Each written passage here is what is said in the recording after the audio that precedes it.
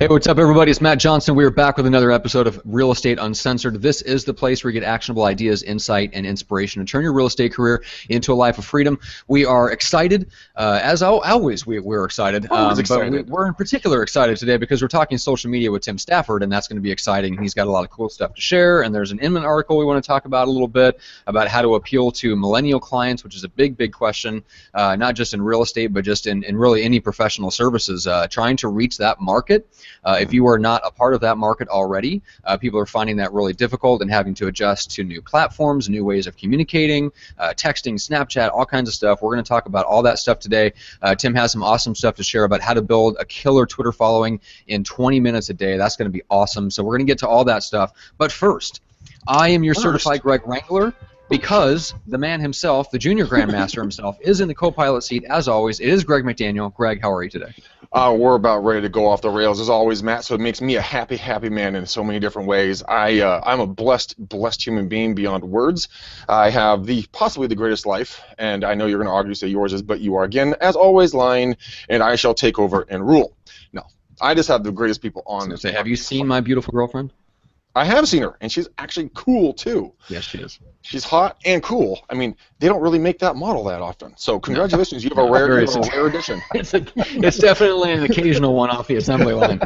Yeah. Usually because if they're smoking hot, they're either going to be stupid or they're going to be a pain in the ass because they know they're hot. And then they have the other side that, they're super bookwormy, and, well, we know the side of that one. Yes. But, you have a good blend, more like a 49, 51%, hotter and to smarter ratio. Yeah, I mean, like you can't ever get perfect, but you're at that equilibrium, I guess to go 1% hotter than smarter, I'm on board with that. I'm not going to answer that one because she's like, what? I'm not smart. You're gonna be like, damn it. So speaking of that, girlfriend, then we'll bring Tim in a second. And by the way, subscribe on YouTube, iTunes, and Stitcher, depending on the audio, visual. You guys know all that stuff. By the way, thank you so much, guys, for telling a friend about the show, for telling your broker, for telling everybody in the world about us. We have people watching us that are not even in real estate. I don't know why they watch, other than just for our smiling faces and banter. So we're going to get into some banter here, and then we'll dive into some social media stuff. Wait, Matt. Yes. Matt, what is that cut on your nose? That's what I was going to get into. So we didn't get a chance.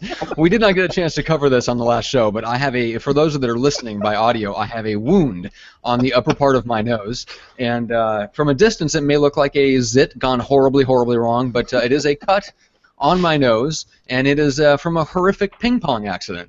Oh dear. So please go deeper and help us. Okay. All right. So me and Weston went last Thursday night to go play ping pong. We went to a place that has like ping pong and pool tables and whatnot. It's in downtown San Diego in the Gaslamp District. So we get there. They have fans running because it's kind of open to the outdoors. It's a little warm. So they had a fan there. It was a stand-up fan, and it's one where you can take off the front cover, the plastic cover. So somebody had taken that off of the fan and put it on the ping pong table we were assigned to. So I took the fan cover and I set it over on one of the high tables that's alongside the pool table where you set your drink while you're playing. So I set my drink down by it. I set the fan cover over there. Didn't think anything of it. An hour later, Kristen hits a freaking winner off the right-hand side. I go diving for it. End up like steadying myself, go to like reach out my hands to steady myself against the high table so I don't knock my two front teeth out. And what do? I put my hand right on that fan cover that's hanging a few inches over the table. I knock it right back up into my nose. And proceed to give myself a very nasty cut that bled for like the next 45 minutes. And I do believe you referenced it to the point that it felt like you got punched in the nose, so you just stopped, stared, like. Yes, I just stopped and like my eyes are watering, and I'm disoriented. I'm like, what the hell just happened? I don't understand. Like I feel like I got punched in the nose by maybe like one of my floor denter kids, like just walloped me in the nose. So that was that is the war wound, the battle scar that I now sport from my world of ping pong. That is just the world's greatest fuck up. I mean, it was quite epic. It's too bad somebody didn't get it captured on smartphone and that America's Funniest Home Videos doesn't pretty much no longer exist or something, because I'm pretty sure I would have won. Maybe not the $100,000. I'm not gonna I'm not so arrogant to think I'd win the $100,000, but at least would have pulled 10. Well, at least it's $10,000. I mean, that's a bonus. I would have pulled one of the weekly show victories out. All right, let's give a weekly victory here. We got Tim in his house. You guys know Tim. He's been on several of our shows. He is the grand master of all the social media. So welcome, my brother.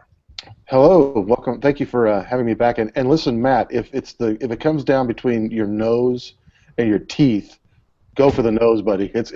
Your teeth. Two front teeth would have been bad. That would have been. Yeah. Who is that? Just the fact that Owen Wilson exists is living proof of that. But if Matt had lost his two front teeth, it would have given me epic material for days on end to ridicule him. How'd you lose your teeth, Matt? Oh, playing ping pong? Yeah. Big guy. I didn't think that was possible. Nobody does. Nobody does. Isn't that just a plastic ball? I don't understand. A hollow ball, right? Yeah, it's a hollow ball. Yeah. Anyway, you would have had to come up with a much better story than that, I'm afraid. But, I told Kristen I was going to tell everyone if they asked that I got into a bar fight defending her honor. Oh God. Yeah. But whether anyone believes everybody that. Believes that. I think people are most likely to believe the ping pong story. Yeah. I think so. The truth is usually better than well, in this case, yes. All right, so Tim, refresh everyone's memory on the Periscope course and where you can find that. That's at yescourse.com. You can go to if you're interested, just go to YesCourse and look up Periscope. It's right there. You can find it. Also, if everybody you can email me at TM Stafford. That's like Tim Michael TM Stafford at ruinstitute.com. I'll send you a link. So we do have a Periscope course. We got actually two of them now. We've got a beginner and an advanced Periscope course, and so that's good. And then I'm also working on a Twitter course, so we'll have that probably done this month. I'm moving into a new office, you guys, so that's going to be fun. Yeah, I know. I get a door and everything. It's going to be fun. And give you a window. Well, yeah, I get a window. I get a window and a door and everything. Sounds like a jail cell. So I know. Window. A view of a tree. Well, unfortunately, because I'm more on the side of 59% geek and possibly 29% looks, and I don't know what fills in the rest. I actually need room for books, so I have an office that has a room for books, and then of course all my analysis, my computer, and I get to sit and crunch numbers all day. Which, see, you guys get me out of that hole. I come out of here once a month, and I charm everybody with my incredible charisma, but actually most of the time I'm stuck in my desk crunching numbers. That's what I really like to do, but I do enjoy it, and so I'm glad to be back. Thanks for having me back. I've really enjoyed this, and people I'm telling you guys, I was telling you before the show started that I'm just amazed how many people call me from the REU world. They call me all the time, and I actually had to I had to give myself a vacation a couple of days. I had so many calls, and it was great because really people are really engaged. They really are interested, and you know what I really love about your fans is that they really are appreciative. I mean, they really are. I mean, they should be. It's a free call. Yeah, they ought to be appreciative. But they are. They're really they just really are good people, and so it's fun. And I think they're getting a lot out of the suggestions that we're kind of going with together. Everybody. The nice thing about calling me and booking me through the website is that we can talk about specifically customized to you and what your needs are, what's really going on, where you're having problems, what you're doing and what's not working. And don't be afraid. If a lot of people call me and tell me this just isn't working, that's the best place to be, because then we can start looking at the numbers and seeing what it really looks like. So it's good. Glad to be back. Yeah, it's all just it's failing your way to success, right? As long as you keep trying, find maybe a different platform. It may just be different content, different method, different whatever. But just because you haven't found what that perfect sweet spot is for you, it doesn't mean it doesn't exist in social media. There's too many outlets, too many different options for you. There are, and trust me, you're still trying to. At the end of the day, you guys know this as well as anybody. We can talk about this all we want. We can use all the platforms we want, but we're still selling to people. It's still a sales pitch.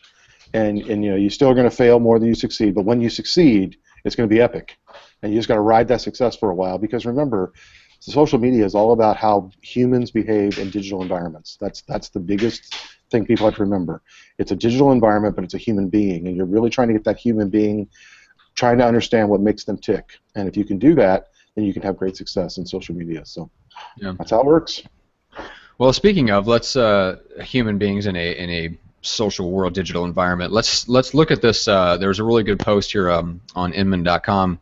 Okay. About millennial clients, and so I think we'd rather get into this than there wasn't a lot of questions from like the lead gen scripts and objections on social media. So I originally had a question picked out that's unrelated. We can let Greg cover that maybe later on the show if we have a little bit of time left over. But I want to start with this. So some of the key points were that millennials are going to make up 35% of all buyers this year, which was really interesting.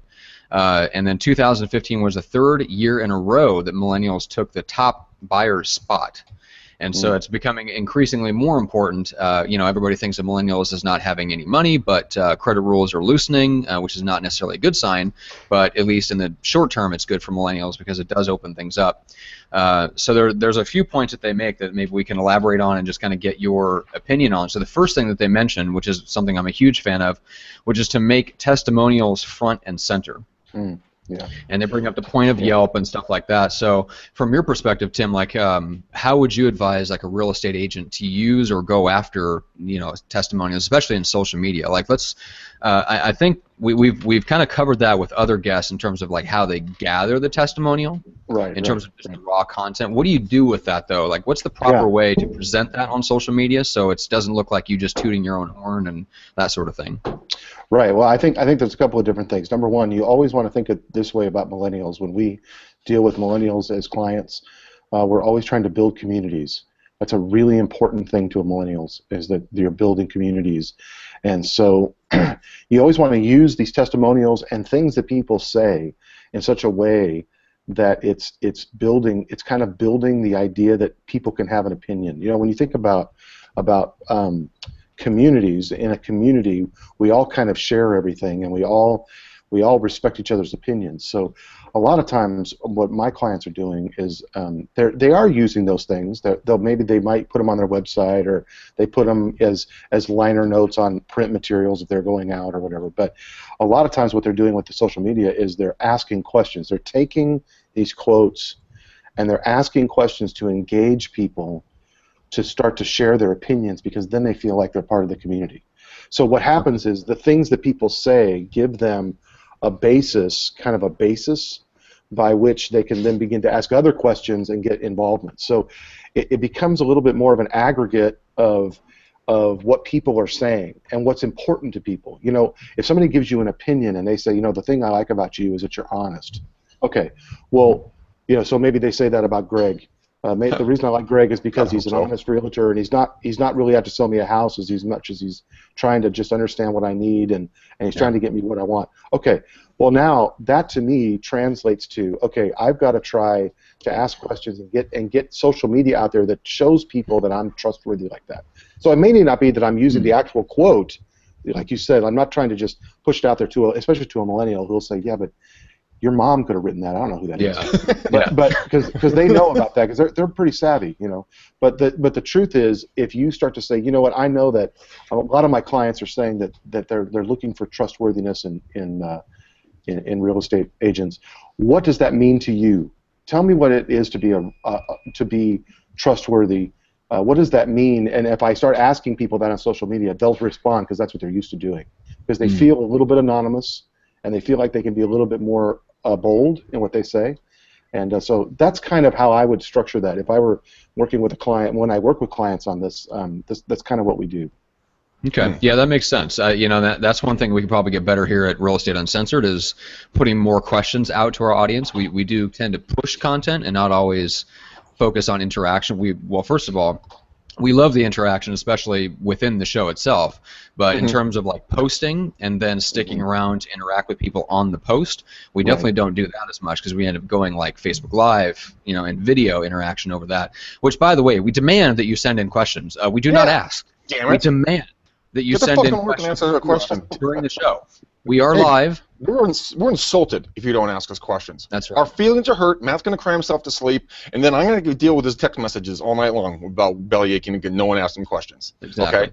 And nobody, I don't like that. I got That's right. So the best way to send in a question is if you're friends with me on Facebook, message me right now. If you are not already friends with me, just look me up. It's easy to find. It's facebook.com/pursuingresults. That leads right to my personal profile. Message me right now with a question about social media. We'll address it during the show. So we do not ask, we demand interaction. Damn it. But yeah, that's something we could get better at. So let's continue. There's a couple more things that stuck out to me. So texting.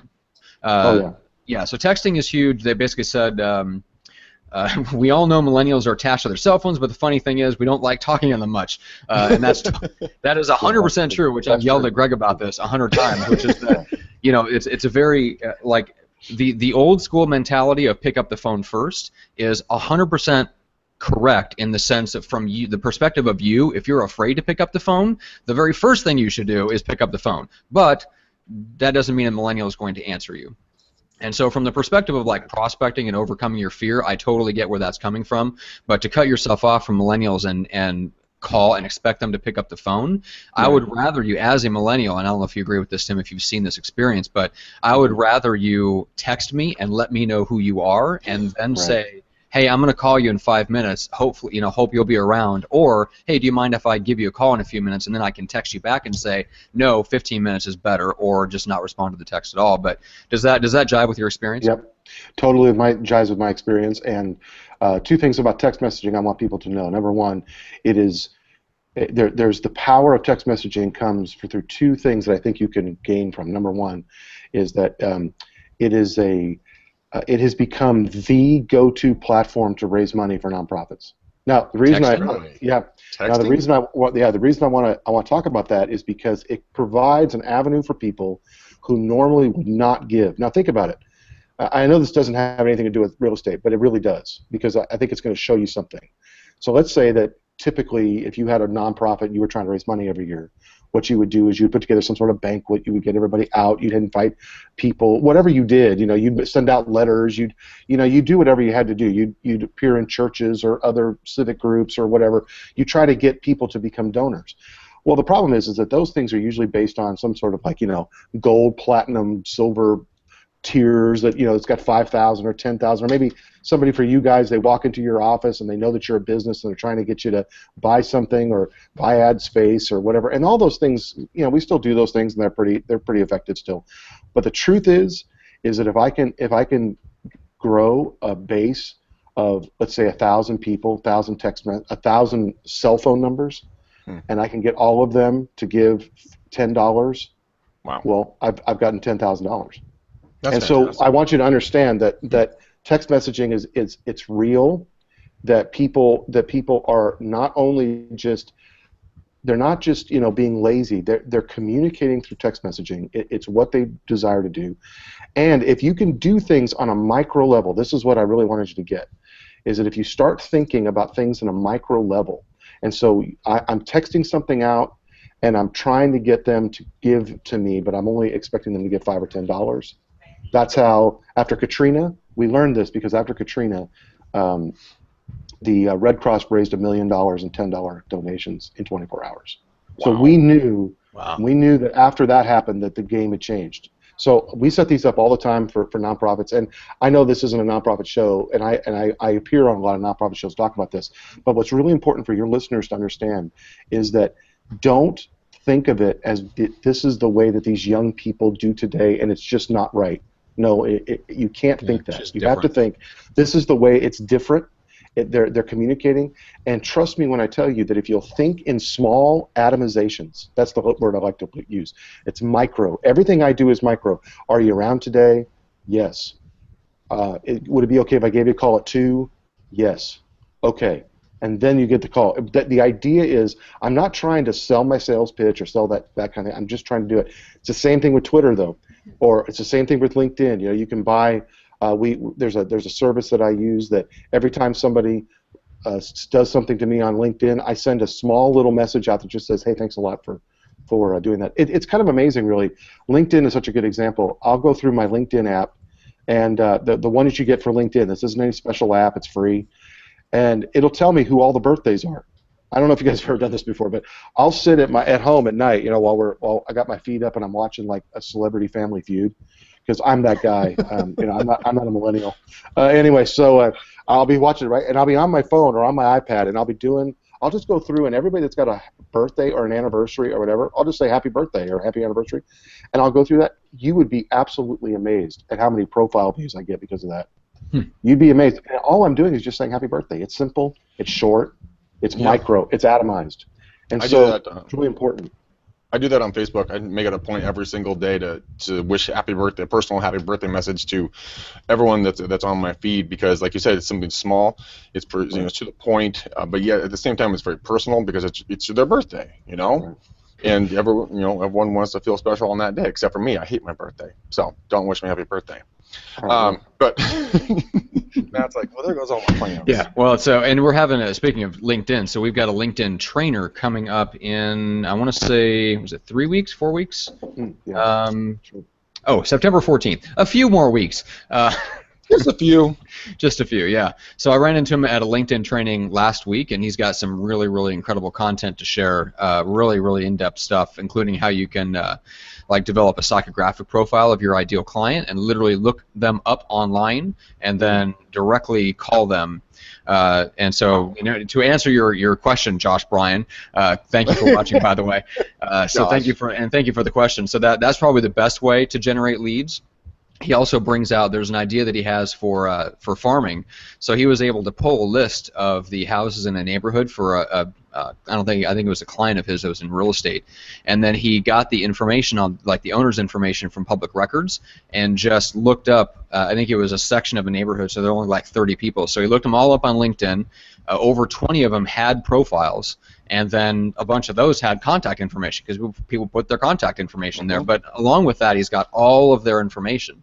It's like, so then when that real estate agent reaches out to them on a typical farming call, you have way more information, and you might have some mutual connections, some mutual friends, mutual interests, whatever it is, to go into that call with and have that information handy. So it's not quite a cold, because you warm up that call a little bit more, and then you can even connect with them on LinkedIn prior to the call if you want to. And so he's going to share some stuff on that. So we got some really good stuff on LinkedIn coming up. So yeah, so those are some ways. Yeah. But the other one we're talking about today is Twitter. I'm still Twitter retarded. I mean, I've tried it, but it's like I go snowblind. As soon as I turn it on, I just bleh. So, Tim, can you unfuck me and get my head squared away? Sure. Twitter. By the way, one more thing about millennials. Just wanted to say this one more thing. I polled about 150 millennials, and I asked them about Snapchat, and this was just interesting. And these are kinds of things that you can do if you are at all geeky. And that is that you can start asking people these things, and I asked them, what kind of content do you prefer on Snapchat, just in general? And they all, almost across the board, I think my numbers were 92% of them said that they preferred funny, humorous material on Snapchat.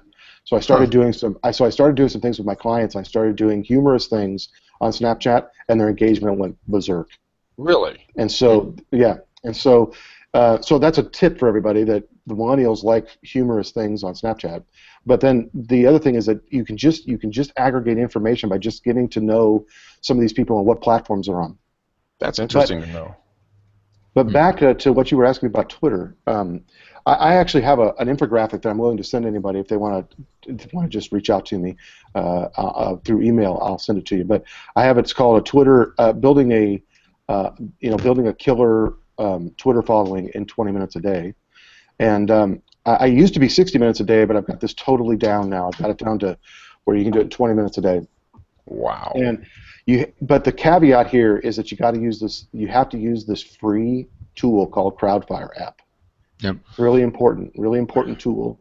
Crowdfire app, and you can get it for free as long as you only have two Twitter. I think you can have a Twitter and two accounts, right? Twitter and Instagram.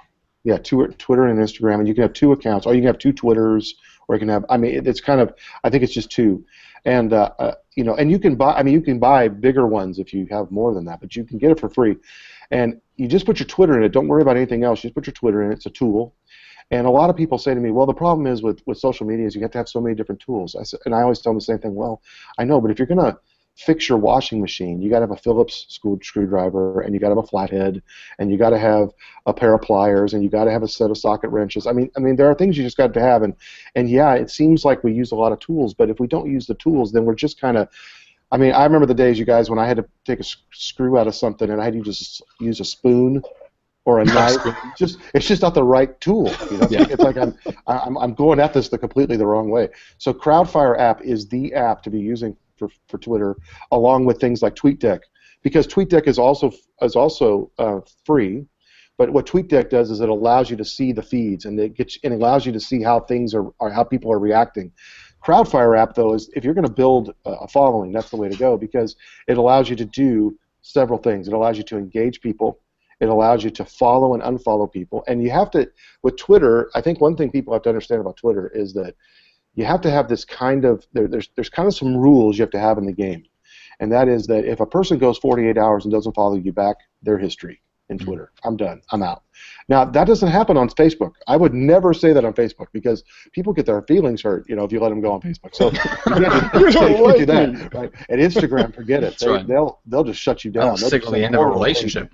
Right. I mean, I've seen people end relationships over Instagram, but you gotta be shitting me. But I'm for Twitter. It's so fast and so furious that if you're following people and you're in a position where people are not following you back, then just let them go. Just let them go, because I'm finding that the more that I do it, the more those people that I unfollowed ended up following me, and I just follow them back anyway.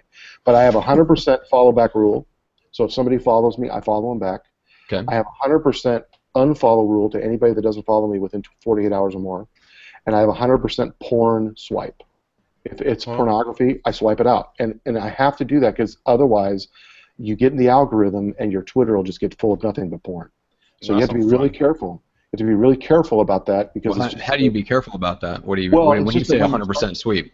So what happens is, as soon as I see anybody post anything that's anything that even to me is slightly risque or something that I just don't want to see that, then I just unfollow them, and then if it gets real bad, I block them. I just go through and block them. So I unfollow them, and then if I don't want to see it in my feed, I block them. But what happens then is that I meter my feed for exactly what I want, and then whoever follows me, I really don't care who follows me, to be honest with you. It could be anything from anybody, anywhere. It doesn't matter.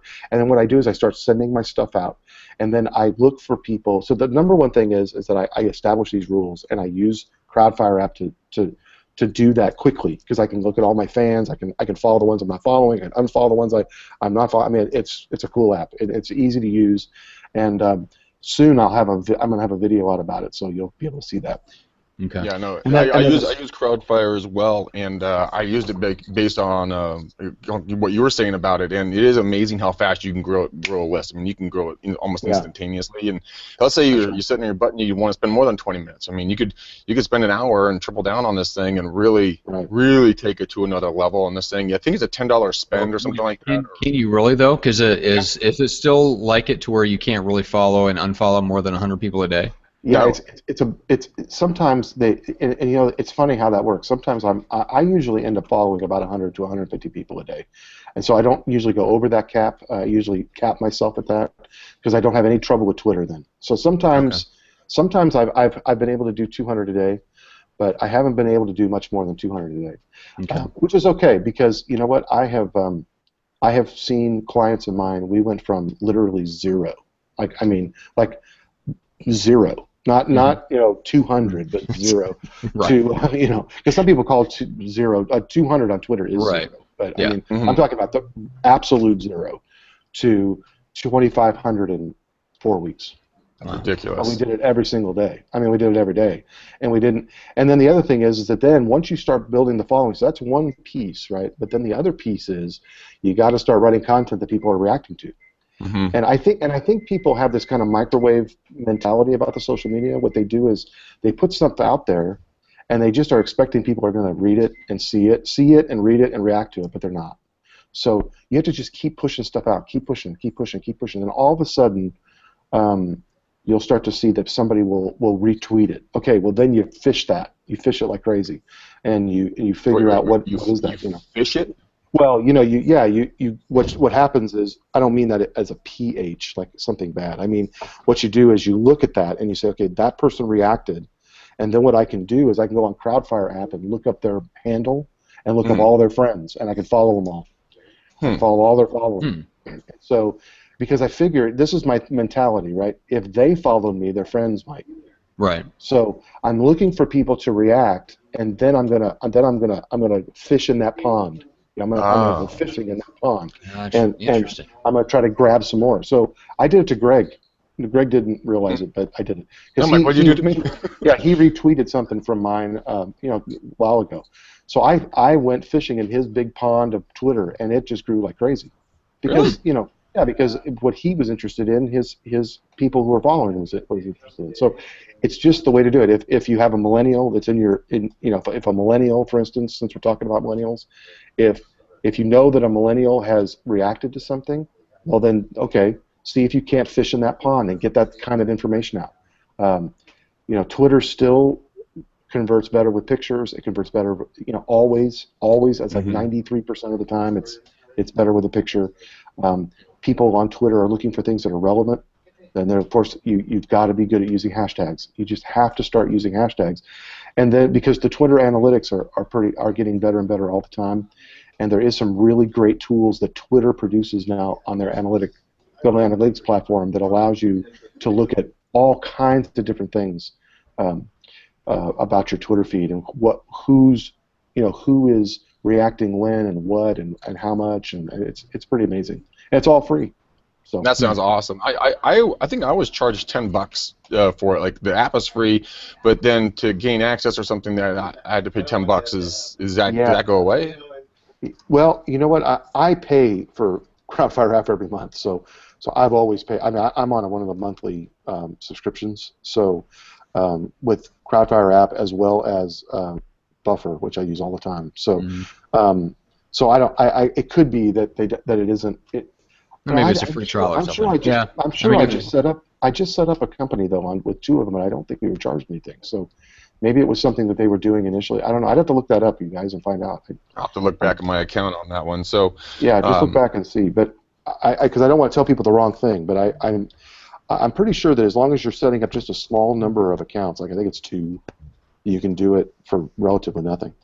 That's awesome stuff. And people, I mean, if you think Tim's full of it, go try it. I didn't know what to expect. I went on there, and I need you to show me how to use the app a little bit better. But I'll tell you one thing, my numbers grew very, very rapidly. And this is a valid prospecting channel. Each one of these social media platforms are legitimate prospecting channels and areas. Yeah. I have a friend of mine, Sarah. She got a call the other day. She came out. She has a large Instagram following, and she got, long story short, a top agent in her area contacted her and said, "Hey, I want to go to lunch with you." And long story short, she is now going to be given 3 to 5 listings every single month, from anywhere from $500 to $2.2 million, just for having an active Instagram account. And the lady got to know her, liked her personality, and goes, "I think you're a good fit for me. I'm just going to drop these listings into your lap every single month." So if someone's telling you that Twitter, Instagram, Facebook, Snapchat, all these channels are irrelevant to real estate, they're full of shit. Because what it is, it's building, people are getting to know you and getting to follow you and starting to trust you and like you. And that's one of the areas I really think that a lot of people overlook. I think that social media is just for kids, and it's just for games, and we should only focus on Facebook, when in reality, you need to be focusing on all of these and speaking the language of the platform. Tim, would you agree with me on that one? Totally. I mean, there's a reason why every major recording artist in the world is on Twitter. It's not because it's just for kids. There's a reason why. There's a reason why every company in the world is on Facebook. There's a reason why 1 billion tweets a week go out on Twitter. I mean, unbelievable. It's because basically the reality is that people are on it and they're communicating with it. One thing that a lot of my customers are doing is they're using Twitter to answer questions. They'll set up a hashtag, for instance, and then they can watch the hashtag on TweetDeck. They can actually set up a feed from that. So, like, for instance, maybe it's real estate uncensored would be that'd be kind of a long hashtag, but maybe it's like hashtag real estate uncensored, and then people ask questions and they can put in that hashtag and you can watch that. A lot of companies are doing that now for customer service. They're doing it to prospect new clients. People who are having trouble with, or if they have questions about their products or their services, they're setting up these hashtags and they're watching those and they're reacting to them. And people like that because they're talking to them in their space and they feel safe out there. Yeah, they really do, and that is the cool part. God, I can't talk. Holy shit. I'm like shorting out over here. And that's one of the things that I'm learning as well, is that when you come to someone and they feel good in a social media platform and they feel safe and comfortable there, and then you come in and bring value and you bring humor or anything else, then they feel comfortable reaching out to you on other platforms or just actually in real life. So. I mean, it's really pretty cool, and I love the story. What your stats on regards to what people on Snapchat want. They want funny. Do you think does that carry across all of the platforms? Does that true in Facebook? Is that true in Instagram? Is that true in all those, or is it different? Well, I think humor has always sold things. I mean, look at we're in the ridiculousness generation. I mean, ridiculousness is a ridiculous program, and yet. It's got a huge following of all different kinds of people. I think funny things are funny things, and I think we got to be careful as people who are in business that we don't ostracize people via humor. We don't set aside people via humor. A lot of times people use humor to bring across their biases because they think it's funny and they make fun of people or whatever. I think you got to be careful with that. But I do think that funny things, humorous things. I don't know if you guys know if you've been on Pinterest much, but on Pinterest there's a whole group of people on Pinterest that make these Pinterest memes that are fails. You'll have this beautiful picture of like a food-based flower, like they've taken a cupcake and they've made this beautiful flowers out of it, and they've done all this stuff, and then they'll have a picture of somebody who tried it and ultimately failed, and those things just absolutely get huge. They get huge hits and shares, and they go viral. It's just because but why that's funny to people is because that's them. It's real. It's not, I try to do stuff on Pinterest. My wife hates Pinterest. She really? Hates it. Yeah, because she can't get anything to work. She says nothing works on Pinterest. It's like I just don't get it. I don't understand. I don't get it. And so she says she doesn't like it. She likes Facebook, and so she does. So everybody has their own little thing, and they have their stuff. But I think humor is always a good place to go. I think the more you can make fun of yourself, the better. That's something that an old speaker mentor of mine told me one time is be the first to laugh at yourself. And I think if you can do that, done. That's actually, Greg will be the first to laugh at himself, and then I will be a very close second. Yes, I will actually. I think that same person said, "Always have good friends." So see, it's good. Well, that we do have. Yeah. I think you're right. So I think the humor thing, yes, it's always sold. I mean, if you just look at what are the common denominators of any content that's successful, just look at what's on Super Bowl ads. It's babies, monkeys, sex. Humor. I mean, those things are universal. I don't know about that. I don't know about the order. I wouldn't rank them necessarily, but yeah, I mean, that's no surprise that's like humor is a very key thing that works on Snapchat. It was the same way for Vine. I mean, those are 6-second videos that people have turned into a comedic art form. Now, whether that's accessible to the average real estate agent, probably not, unless you have a unique sense of humor of your own. It's always going to be a mix of business stuff. I think the challenge for us as agents or consultants or coaches or anyone that's in the business world and speaking B2B is the content itself of what we do day to day is maybe not that exciting. So either you have to find a way to make it exciting, or you have to find something else to talk about that's your own personal interest, which is kind of what Chris Angel's perspective was on it when he came on the show, which is just be yourself, talk about the content that you'd like to talk about, and you'll kind of develop these affinity groups of people that are interested in the same things that you are, and within that group of people that you create are people that want to do business with you in real estate, because eventually everyone in that group will need your services at some point, especially if they're in your local area and they're interested in what you're interested in. So that's another avenue is rather than trying. So it's hard to be funny. That's very difficult. It's not that hard to be interesting or to talk about a common interest that another group of people have. I think that's probably the avenue that most business people probably need to go in that direction. Would you agree? I would. It's just interesting because sometimes. So I guess what I'm trying to say is that you don't have to necessarily make something funny, but you can always. But on Snapchat, for instance, if people are looking, if millennials are looking for funny, and that's what they're going to Snapchat for, but you can be a little lighter on the side of professional. Now, I don't mean to be hilarious, but you're just a little lighter. Maybe what you put on there is just. Maybe you have a different look. Maybe if you're normally wearing a shirt with a collar, maybe on Snapchat you wear something that's a little bit dressed down. But I'm gonna do the Mitt Romney thing, and I'm just going to unbutton this top button and roll up my sleeves a little bit so that I look like I come from the common man. Yes, that exactly. Works. Or go Guido and get the big old gold chain, just rocking it out, paste on some chest hair. flowing out like you this. Need to paste on some chest hair, Greg, but I think me and Tim probably have that taken care of. I have a surfer's body. I take care of it. I don't have it. There's no hair on me. I gotta glide through the water, man. Come on. Now. That I did not want to know. All right, so he's actually a reptile. He's not a mammal. Yeah, exactly. All right, let's give some shout-outs real quick, and then let's dive into the actual mechanics of what you spend 20 minutes a day doing on Twitter, how that breaks down the different categories. So in the few minutes that we have left, I want to make sure that we really give some nuts and bolts stuff on that part of it. All right, so first of all, everybody go check out gregsmarketingexamples.com. That's where Greg has the video where he breaks down exactly what viral marketing does for him to pull out more repeat and referral business from his database. So viral marketing is awesome. For those of you that don't know, that's how me and Greg met. This podcast would not exist without them. They are kind enough to help support the show. They help support the gals that make the show happen behind the scenes, Caitlin and Vic. They're phenomenal. They do a great job of running Greg's East Bay real estate video blog. So anyway, check them out, gregsmarketingexamples.com. See what they do for Greg and what they can do for you, and then go download Homing In. So this was created by people that have been on the show before. That's a way for home sellers to request real home valuations from real agents. So let's all get on board. Go download the app. It's free. It's free for homeowners. It's free for you, the agents, at least for now. And it's a way for you to respond to seller leads, which are essentially free seller leads. There may actually be homeowners that have already requested valuations in your area that have no agents to respond to them because sellers are finding the app quicker than the agents are.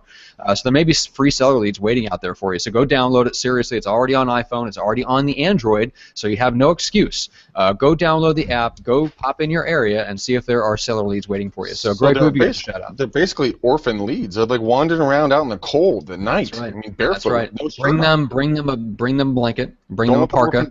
Guys. Give them a nice warm home evaluation. Okay. I actually was just chatting back and forth here on Facebook, and Rachel, she just told me that her 4-year-old thinks I'm hilarious on all my Facebook lives and everything because I have a genuine good laugh. So I have our official youngest viewer, Matt, of everything that we do. 4 years old. Oh, Eileen, the Steel Trap Google, a.k.a. my office mom, has reminded me that a 4-year-old's ears are nowhere close to our show appropriate. You would think not. Yes. I would agree with that. Yeah, they walk around going, Mom, what the fuck is going on with dinner? We're going to have a problem. All right, shout out. Okay. Shush, I got a shout out. Okay, actually, Jeff Cohn just hit me up. What up, Jeff? Josh, Scott, Yelon. Oh, God, I'm so sorry I busted that one up. Garmin, Tim, Dave, Ben, Harley. Harley actually hit me up from Canada, dude. He was like floored that I picked up the phone. I'm like, well, yeah, man, I told you I would. Shit. Nick, Natalia, and I know I'm missing a ton of you guys in here, and I deepest apologies. But I have some great McDaniel challenges, man. I'm talking with Brent tonight. And I'm if you guys haven't taken the McDaniel Challenge or haven't signed up for it, dude, we are in December. You are now the December kids, guys. So get your ass on the phone with me. Let's book something up. I'm booked until December 7th is my next opening as of this recording right now. And guys, it's an hour to an hour and a half or whatever, but free coaching with me. We'll go over that a little bit more at the end. But super blessed. I love talking to all you guys. You know, keep hitting me up.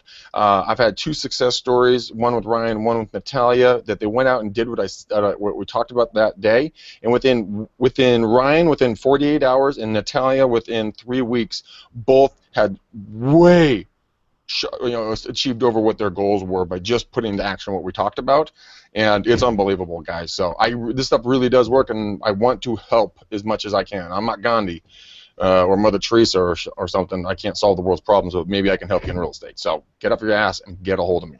Do it. Hashtag don't let Greg spend the night alone. That's right, if you use Twitter. All right, 925-915-1978. That's Greg's number. Text him. Otherwise, you're going to be into January of 2017, or I'll have to start doing the McDaniel Challenge for Greg. And nobody needs that. Nobody needs that. Nobody needs that. Nobody. I just spit all over the place. I don't know what the hell just happened right there. That's right. All right, so Tim, back to you. Let's get into the mechanics. So we know kind of, Yep. in general, like you're spending some of that time on Crowdfire, following and unfollowing. How long does that process usually take? Well, I have 6 things that you should do every single day that take 5 minutes apiece. Perfect. First thing is to engage. The goal is to create conversations with your followers, start some, extend others, even those who don't like you are worthy of a conversation. So just start conversations, continue conversations, look through your feed, see if anybody's messaged you, get engaged. Spend 5 minutes doing that. Then the second 5 minutes is retweet. Retweeting is the gold standard of engagement on Twitter. So retweet those who help define your message. You know, even abstractly, look for opportunities to retweet new followers. Can you retweet, like, is it like uncouth just to like retweet everything so you don't know what's good and what's bad? I would say always shape everything that you do based on some sort of purpose you have in your mind. So, like, for instance, if you want to retweet something that somebody really said that you really agree with, that's okay. Or if you want to retweet something that somehow it defines your own message that you're trying to get out there. What happens is, as you grow your following, more and more people will begin to follow you that will begin to kind of reflect your message, and that's going to be good because you want that community built around you. So that's going to be important. Retweets are important for the health of your Twitter presence, so you just got to continue to do that. So I spend 5 minutes a day doing that, and then you want to start following people. And here's where follow. So you got 5 minutes of engage, 5 minutes of retweet, then you got 5 minutes of follow, 5 minutes of unfollow, and 5 minutes of follow back. That all gets done through the Crowdfire app. So when you follow, those are following for the first time, or those who retweet you.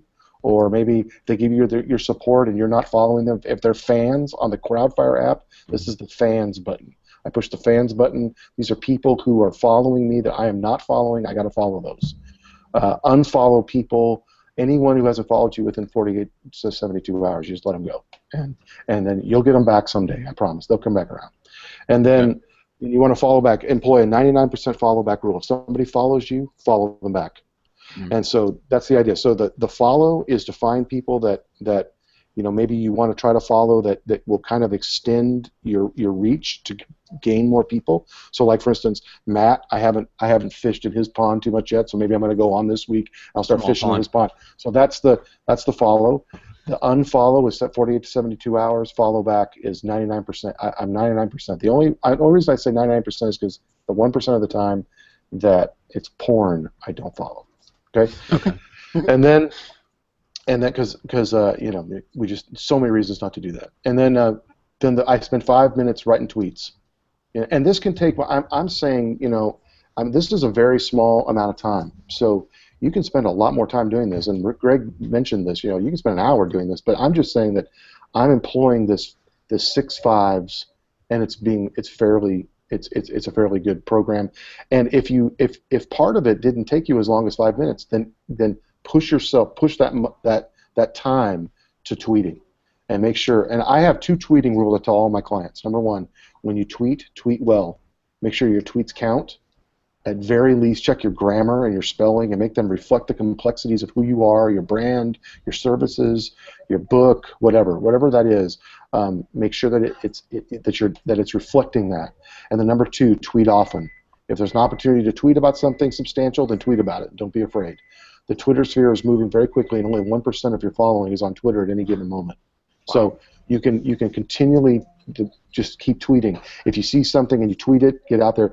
That's the idea. And if you will take those 6 things and spend 5 minutes at a time doing those, so you got a 20-minute, 30-minute little window right there, you're good to go. Okay. And that's really what I do. I got engage, retweet, follow, and unfollow, and then compose tweets. What was the 6th one that I missed? Follow back. So it's follow, unfollow, and then follow back. Follow to me means I'm finding new lakes. I'm finding new ponds to fish in. Mm-hmm. Okay, follow gotcha. back is I'm following back people who have followed me that I'm not following. Okay, right now. gotcha. And so this is actually ends up being about 20 to 30 minutes a day, depending on how fast these things happen. Right. And so I try to tell people, if you give 20 to 30 minutes a day, and all you did was just these things, 20 to 30 minutes a day, you're going to grow a following. So if you were to take the 60-day challenge, what I've talked about a lot is get your happy ass down to a Starbucks and go be social. And if you spent 20 minutes a day or 30 minutes a day, in a social location, working on something like this, and then people ask what you're doing, then it's a conversation starter. That might be an opportunity to cross-pollinate and totally. And the whole goal of Twitter, from what we've talked about before, is to send people to reach out to new people and then send people to your other platforms, right? That's right. To That's get right. closer in the funnel. You're always trying to get them to convert over. So what I'm doing is I'm always trying to give them opportunities to respond. I'm always giving them opportunities to go to my Facebook or my website or whatever, my Pinterest, whatever I'm trying to push. Buy my book, whatever. I'm always trying to push that and use Twitter as that portal, because Twitter happens so fast and I can get to so many people, and they will do it. It happens. So also, you were talking about using hashtags effectively. Hashtagify, is that a site that you like for people to really see if their hashtag is actually trending, if it's searchable, if it's good? Yeah, it's really funny. I didn't know about that because I do it all through TweetDeck and some other things. But yes, that I just came into a knowledge of that. So I haven't used it a lot, but from what I just was using it last week with one of my clients. He sent me an email about it, and it does seem to really work well. And it'll tell you if your hashtag is trending, who's on it, who. The other thing you have to remember too is that sometimes just by putting a hashtag in, if you're using an already trending hashtag for some other purpose and you're trying to reuse it for something, sometimes that backfires. So you have to be careful. Like, for instance, like if something happens in the news and I want to get on that feed, well, then I got to find out what the hashtag is. I mean, that's obvious. But if I'm trying to create a hashtag for myself, but I end up using a hashtag that somebody else is using and getting a fair amount of traffic on for some other purpose, then all the traffic I'm getting doesn't mean that they're interested in what I'm talking about. So you have to kind of think through that when you're using hashtags. I'm actually on Hashtagify right now. It's really interesting. It is. It shows you the percentage of the things that you tagged, how popular they are, where they're popular. That's really interesting. Right. That's really, really, really cool. Well, here's the thing, you guys. What's happening is we had all the platforms come out, and they're constantly coming out. Their platforms all the time that are being launched. And then what follows is as soon as the platforms get good enough to where people are really using them, a lot of people use them, then all the analytics, all the analytical platforms start coming out. And that's where it really gets interesting, because up until you get that analytics piece, you don't really know if it's working or not. You can't really tell easily. So you always want to, so now on Twitter is a good example. We have all kinds of analytics sites now and all kinds of tools. And so, my dad used to use a certain kind of tool, and maybe a certain brand. And there's nothing wrong with that. I mean, at the end of the day, a wrench is a wrench, but to him, a snap-on wrench was or a Craftsman wrench was different than a Mac wrench. And so if you want to go out there and find a tool that really works for you, lots of people in my industry use Hootsuite, and I've used Hootsuite a lot, but I really prefer Buffer, and I use it. If it's up to me, I'm going to use Buffer because I know how to use it. I can connect it through IFTTT, through a lot of different options and platforms. I just like it, and I like it because the analytics are right there. It does a lot of algorithms for me. It's a low learning curve, and I can teach clients how to use it. But it doesn't mean that Hootsuite isn't good. Of course, it is the industry standard. It doesn't mean that something else that'll come out tomorrow won't be useful. Don't be afraid to try out 9 different tools and pick the one you like. But the point is, don't use a spoon to take a screw out of your dishwasher. Go find an actual screwdriver. Doesn't matter what brand it is. Just go find one and use it. And he's being literal, and talking about social media, guys. Don't be Greg. I would venture to say, if you're a real estate agent, don't attempt to fix your dishwasher under any circumstances. Under any circumstances, ever. Go out there and sell. Yeah, exactly. All right, guys. Well, let's get ready to put a bow on this one. So we've only got a couple minutes left, and want to make sure we get a chance for Tim to give out your contact information. So what's the best way for people to take a step towards you and get the Periscope course and all that good stuff? Well, two things. Number one, email me tmstafford, tmstafford at ruinstitute.com, and I'll send you. Just ask me for my Twitter infographic. You can ask me questions, whatever. I'll answer you back. And then you can also. But if you want to talk to me, I'm still. For all the RU folks out there, because I just like you guys a lot, I'm going to continue to do my free 30-minute consultation, absolutely free, 30 minutes. Just go to bookdrtim.com, bookdrtim.com, and pick a spot, and we'll get on the phone together. You guys have no idea how valuable that is. I mean, seriously, that is ridiculous. And we can talk about anything, you guys. We'll talk about their analytics. We can talk about their setup. We can talk about their platforms. I mean, whatever. I mean, I'll even run numbers for them right there on the phone. I did it just last week. So, whatever I can do to help you, just give me a call. Just give me a call, or just book through that website, and I'll be glad to talk to you. So this is the Tim challenge versus the McDaniel challenge, the Stafford challenge. Go get smarter, you guys. It's going to help all of us. Anyways, guys, take the McDaniel challenge. An hour to 2 hours of private one-on-one coaching with me. I'm booked until December. That's the last month of the year, in case any of you all need some help with that. December 7th, as of this recording. Guys, December's going to fill up super fast with all the holiday parties, and everything else going on. Then you're going to be into January. I think I start booking for January, from 1st January after the holiday. This is an old calendar, so I don't know what it is. But guys, spend some time with me. Hashtag unfuck yourself. Let's work through anything with those things that are problems with you, and get you guys moving in the right direction. Make it so you guys have to live the life that you deserve, because you guys do deserve to live the life of freedom. And so I love you, and that's why I spend my time doing it. So please let me do it for you. All right, Matt. I say we time to take this bad boy home.